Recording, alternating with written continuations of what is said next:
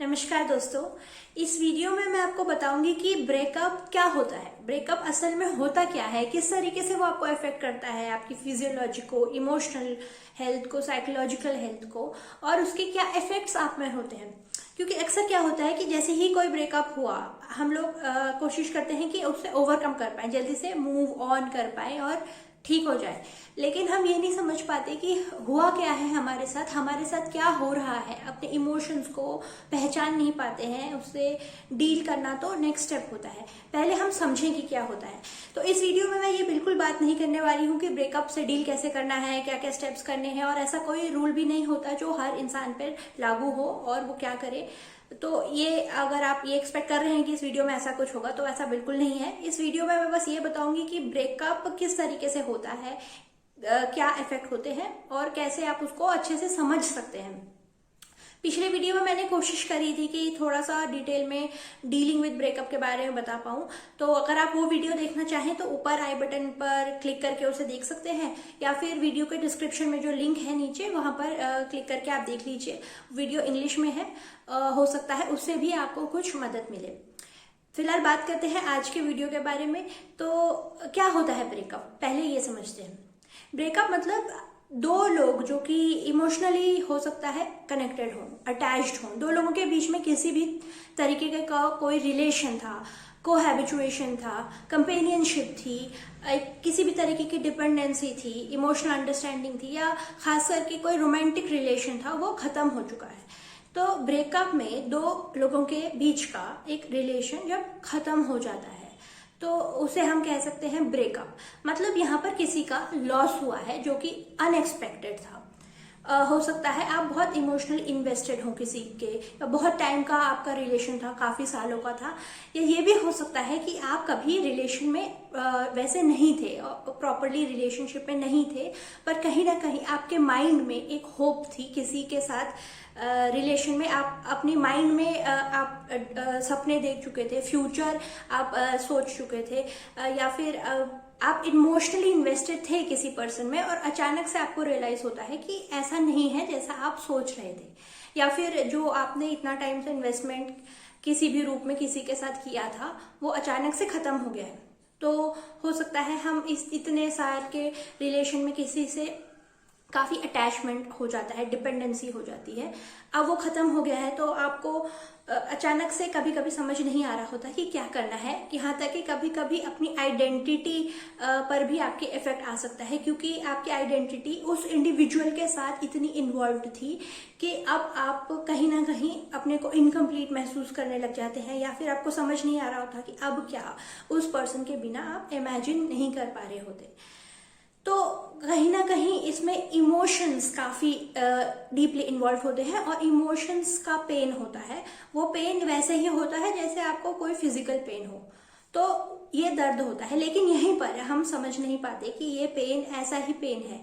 अक्सर ब्रेकअप के बाद हमारा जो थॉट्स हैं वो अलग चलते हैं, और जो हमारे इमोशंस हैं वो अलग चलते हैं। इमोशनली हम बहुत डीपली इन्वेस्टेड किसी में हो सकते हैं, और हमारा दिमाग ऐसे सोच रहा होता है कि कोई चला गया तो क्या हुआ। अक्सर आपको खुद भी ये सुनने को ही मिलता है कि ब्रेकअप ही तो हुआ है, लोग आते जाते रहते हैं, मूव ऑन करो, ये कोई बात नहीं है, या फिर उसको लाइटली लेते हैं, और या फिर लोग अपना बताने लगते हैं कि मेरे साथ भी हुआ था, ऐसा होता रहता है, लोगों के पास और भी बड़ी प्रॉब्लम्स हैं। तो ऐसा अक्सर सुनने को मिलता है, और हम खुद भी कन्विंस हो जाते हैं कि ठीक है वो अच्छा नहीं था, इंसान चला गया। लेकिन कहीं ना कहीं जो यादें हैं, मेमोरीज हैं, इमोशंस हैं, वो वैसे ही रहते हैं। तो और भी ज्यादा कॉन्फ्लिक्ट हो जाता है कि आप सोच रहे हो कि मैं आगे बढ़ूं, मैं क्यों किसी को याद कर रहा हूं जब वो चला गया, लेकिन आपके इमोशंस वैसे ही हैं। आप तो इमोशनली उसको याद कर रहे हैं, अभी भी चाह रहे हैं कि वो वापस आ जाए। तो आपको ये समझना जरूरी है डील करने से पहले, वो की नेक्स्ट स्टेप है कि आपका एक लॉस हुआ है, आप उसे एक्सेप्ट करें। इसे ऐसे समझिए कि जैसे किसी के घर में किसी लव्ड वन की अगर डेथ हो जाए तो वो तो एक बहुत बड़ा वॉइड है, फिजिकल लॉस किसी का होता है। तो यहाँ पर भी कुछ इसी तरीके का पेन होता है। हालांकि पर्सन अभी भी इस लाइफ में, इस वर्ल्ड में है, लेकिन आपके साथ जो रिलेशन था वो टूट चुका है। वो इंसान दुनिया में होते हुए भी आप उसके साथ वैसे ही कनेक्ट नहीं हो पाएंगे, वैसे बात नहीं कर पाएंगे। वो आपके लिए चला जा चुका है, तो वो वैसा ही लॉस है जैसा कि किसी लव्ड वन के जाने का होता है। तो अब उस लॉस में तो क्या होता है कि आपको बहुत सोशल सपोर्ट मिलता है, लोग आप बात करते हैं, सोशल ग्रीविंग होती है, लोग आपको समझाते हैं, समझते हैं, मोटिवेट करते हैं, काफी बात होती है। लेकिन जब ब्रेकअप होता है तो अक्सर लोग उसको एक्नॉलेज भी नहीं करते कि आपको वो पेन हो रहा है। हम खुद एक्नॉलेज नहीं करते कि मेरा मेजर लॉस लाइफ में हुआ है और मुझे दर्द हो रहा है। हम खुद ही ऐसे सोचने लग जाते हैं। अक्सर मैंने ऐसे सुना है कि लोग कहते हैं कि मैं क्यों किसी के लिए रो, वो इतना इम्पोर्टेंट कैसे हो गया, अगर मैं रो रहा हूँ तो मैं वीक हूँ, मैं कुछ और करूँगा, मैं अच्छा से आगे बढ़ूंगा, मैं इस तरीके की आप कोशिश करने लग जाते हैं और एक्नॉलेज नहीं करना चाहते कि पेन है। और जब तक वो पेन को आप डिनाई करेंगे कि कुछ नहीं हुआ, तो हीलिंग का तो नेक्स्ट स्टेप है, हीलिंग आती है नेक्स्ट स्टेप में, वहां तक पहुंचना ही मुश्किल हो जाता है। अक्सर लोग नेगेटिव कोपिंग करने लगते हैं, जैसे खुद को डिस्ट्रैक्ट करते हैं, अल्कोहल, पार्टी, मूवीज डिस्ट्रैक्ट करते हैं ताकि उनका माइंड और इमोशन से जो कॉन्फ्लिक्ट हो रहा है वो हट जाए, या फिर वो जल्दी से दूसरे रिलेशन में जाने की कोशिश करते हैं ताकि पुराने रिलेशन की मेमोरीज ही खत्म हो जाए। वो जो डिपेंडेंसी थी, किसी से बात करते थे, अब वो किसी और से होने लगे, तो हम लोग सब्स्टिट्यूट ढूंढने लगते हैं जल्दी से जल्दी, और ये पैटर्न भी बन जाता है। फिर वो पेन डील ही नहीं हुआ होता, आपने उस दर्द को महसूस ही नहीं किया होता, दूसरे रिलेशन में चले जाते हैं। फिर अगर वो खत्म हो गया बाई चांस, तो एक एक्यूमुलेटेड पेन आप पे इफेक्ट होता है।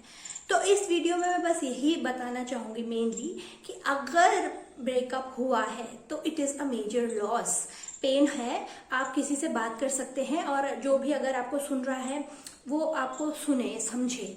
और जरूरी नहीं है कि आप जल्दी से किसी एक स्टेप पे ऐसे पहुंच जाए कि कहीं आपको किसी की याद नहीं आ रही है, आप बिल्कुल नॉर्मल हो चुके हैं। अगर आपका किसी से इमोशनल कनेक्शन था, काफी टाइम का था, या माइंड में था, जैसा भी था, तो वो आप इस तरीके से एक्सपेक्ट नहीं कर सकते कि वो आपको याद ही नहीं आएगी। कभी याद आएगी पर आपको पेन नहीं होगा, ये कोशिश कर सकते हैं। तो आप सोचें कि वो पर्सन को आप भूल जाएंगे, मेमोरीज खत्म हो जाएंगी, अनरियलिस्टिक एक्सपेक्टेशन है। अगर आप ऐसा रखेंगे तो और आपको दर्द होगा। तो आपकी जो मेमोरीज है उनको आप न्यूट्रल कर दें, मतलब आपको अब पेन नहीं होता उन मेमोरी से, आपको सफरिंग नहीं हो रही है उस रिलेशनशिप से। उस स्टेज पर हमें आना होता है कि आपको वो रिलेशन आपने एक्सेप्ट कर लिया है।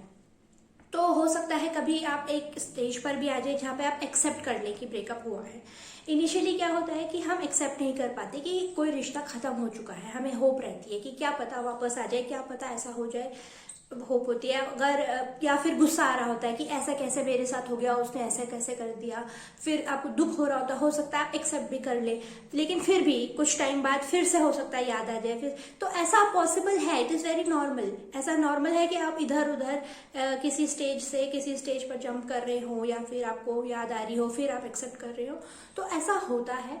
मेन बात यह है कि हम उसे न्यूट्रल कर पाए। उसके लिए जरूरी है कि आप ग्रीविंग प्रोसेस को एक कोई स्टेप को स्किप ना करें और जल्दी से आगे मूव ऑन करने की, ठीक रहने की कोशिश में ये आप अपने इमोशंस को फील ही नहीं कर पाते कि आपको गुस्सा आ रहा है, आपको दुख हो रहा है, आपको याद आ रही है, आपको इरिटेशन हो रही है। अपनी फीलिंग्स को एक्नॉलेज करें और उनको जिएं।